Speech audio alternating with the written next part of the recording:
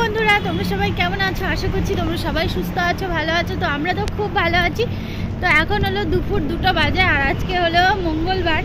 তো আজকে যাচ্ছি এখন বাজারে, আমাদের হবিপুরের বাজারে। তো বুঝতে পারছো রোড দিয়ে যাচ্ছি, এই যে আমাদের 34 নম্বরের রোড, যেটা কলকাতা বহরমপুর যায়। তো আমরা এখন যাচ্ছি হলো শাখা পড়তে। শাখা আমার এত বেড়ে যাচ্ছে, দুদিন অন্তর শাখা বেড়ে যাচ্ছে, দুদিন অন্তর আমার 500 টাকা করে খরচা হয়ে যাচ্ছে।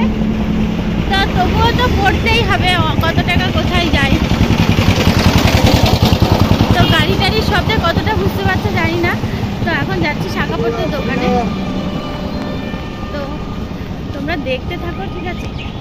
আমরা শাখা টাকা পরবো, কেমন শাখা পরবো, ডিজাইন সব দেখাবো তোমাদের। তোমরা ভিডিওটা স্কিপ করো না, পুরোটা দেখো। আশা করছি ভালো লাগবে, আর ভালো লাগলে একটা লাইক করে দিও। তো বন্ধুরা দেখো, আসলাম এক কাজে আর চলে এসেছি আর এক কাজে, কারণ শাখার দোকান বন্ধ, শাখা পড়া হয়নি। অন্যদিন আবার আসতে হবে, কারণ 2টো বেজে গেছে। তারপরে চলে আসলাম কন্যাশ্রীর জন্য। দুষ্টুপুরি কন্যাশ্রীটা কবে থেকে ট্রাই করা হচ্ছে না। ব্যাংকে এসেছি, পাঞ্জাব ন্যাশনাল ব্যাংকে। তো এখানে এসে দিদিভাই কন্যাশ্রীর জন্য গেছে ভিতরে, আর আমি এখানে বসে আছি। তো চলো আমি বাড়ি চলে যাই, আবার তোমাদের সাথে পরে দেখা। আমি বাড়ি চলে আসছি হেঁটে হেঁটে। আর তোমরা তো ভাবছো যে গেলাম দুজনে, বাড়ি আসছি একা। আসলে দিদিভাইয়ের কাজ মেটেনি। তোমাদের দেখিয়েছি আমি ব্যাংকে গেছিলাম। তো দিদিভাই মেয়ের জন্য সুকন্যা করছে ব্যাংকে। তো তার জন্য অনেক বেলা হয়ে যাবে, আর ছেলে মেয়েদিকে ঘুমিয়ে আছে। আর শাখা তো পড়া হয়নি, কারণ তোমাদের দেখানোই হয়নি। শাখা তো পেলাম না আমি যেটা খুঁজছিলাম, আর দোকান বন্ধ হয়ে গেছে, 2টো বেজে গেছে। তো সেই কারণে আমি চলে আসলাম। আর দিদিভাই আছে ব্যাংকে, আর আমার হাতে কি বলো তো শাখা, মানে আমার বাঁধানো শাখাটা আমি ভেঙে গেছে না, মানে সোনাটা উঠে গেছে। তো সেই সোনাটা ওয়েট করে আসলাম, কতটা বানাবো একটা শাখা, যে কোনো একটা শাখা বানাবো।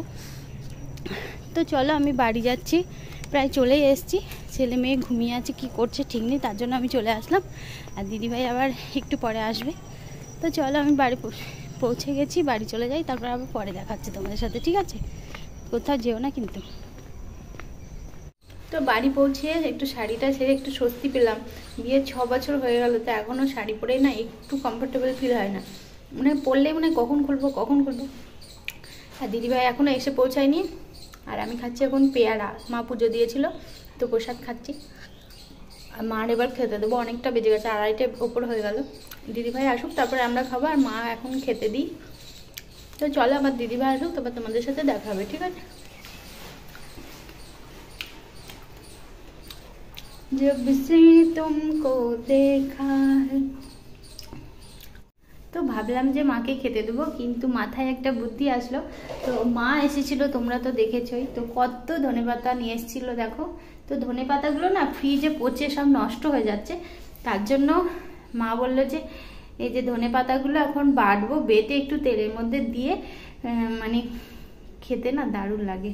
তো সেটা এখন করবো। দিদিভাই আসতে তো এখনো রেডি আছে, তার মধ্যে আমি এইসব করে রাখি, দিদিভাই এসে খেয়ে নেবে, আর আমিও দিদিভাইয়ের সাথে খেয়ে নেবো। এখন মাকে এইসব করে দিয়ে দিই।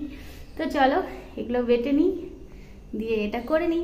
তো বন্ধুরা এই দেখো পেস্ট করে নিয়েছি, দেখেছো? 1 মিক্সচার দিলাম, আর দেখো কয়টুকু হয়ে গেছে। আর এইদিকে দেখো আমি গ্যাসটা ধরিয়ে তেলটা গরম করে তার মধ্যে কিছুটা কালো জিরে গরম করে নিয়েছি। এবার এটা দিয়ে একটু নাড়াচাড়া করে নিলেই হয়ে যাবে রেডি।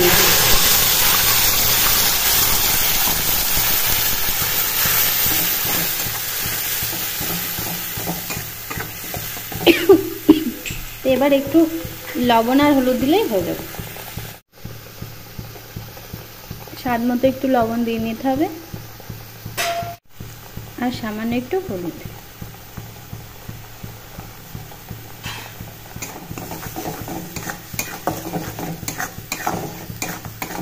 এবার একটু নাড়াচাড়া করে নিয়ে নিলেই রেডি হয়ে যাবে।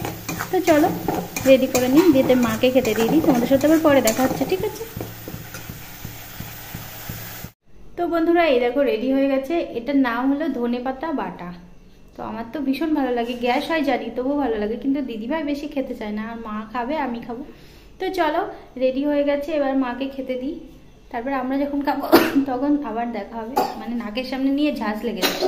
তো চলো আমি মাকে খেতে দিয়ে দিই, অনেক বেলা হয়ে গেছে, 3টে বেজে গেছে, ঠিক আছে? আর ছেলে উঠে পড়েছে দেবো ঘুম থেকে। हाँ हाँ कि सेंट খেয়ে দেখবে দারুণ লাগে। তো এই দেখো দিদিভাই চলে এসছে, আর এসে দেখো কি স্বার্থপর, আমি এখনো খেতেই বসলাম না, নিজে খেয়ে দেখো সব শেষ করে ফেললে। এই দেখো খেতে নাকি বসে, আমি এখনো মুখে তুলিনি, জাস্ট মেখেছি, আর ওর দেখো অর্ধেক ভাত খাওয়া হয়ে গেছে। দেখেছো, এটাই হয়, মানে আমি যার জন্য বসেছিলাম সেই নিজে নিজে আগে তাড়াতাড়ি করে খেয়ে নিয়েছে, এত খিদে লেগেছে আমার জন্য ওয়েট করার মানে সময় নেই। আর আমি কতক্ষণ ধরে ওয়েট করছি তোমাদের তো বলেই দিয়েছি। তো এখন হলো ধনেপাতা মেখেছি, এই যে তোমরাই বলো, আমি কিছুক্ষণ আগে তোমরা দেখেছো নিশ্চয় ব্যাংকের মধ্যেও করেছি না, ব্যাংকের মধ্যে যখন ছিল তখন আমি ওকে পাঠিয়ে দিলাম, বললাম তুমি চলে যাও, তাতে তোমার পেটুক মানুষ খিদে পেয়ে যাবে। আমরা তো বাড়িতে সে খাইনি, আমার জন্য বসে আছে।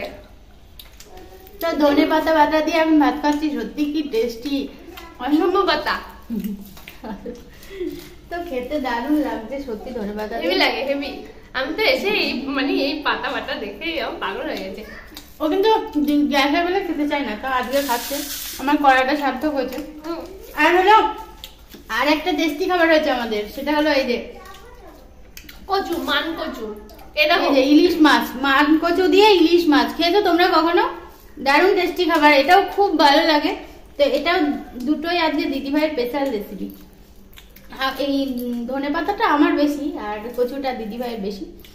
তো দুজনেই এখন বসে বসে টেস্টি করে খাবো বলে তার জন্য ওয়েট করছি দিদিভাইয়ের জন্য। আর ওর নিজে নিজে এসে দেখো অর্ধেক ভাত খাওয়া হয়ে গেল, এই যে ভাত পুরো শেষ। আর ওর গামলা দেখো, বড় গামলাটা দেখি দাও, দাগাও দাগাও আগে। আমি একটু মোটা সোটা বেশি না, তাই আমার বেশি খেতে হয়।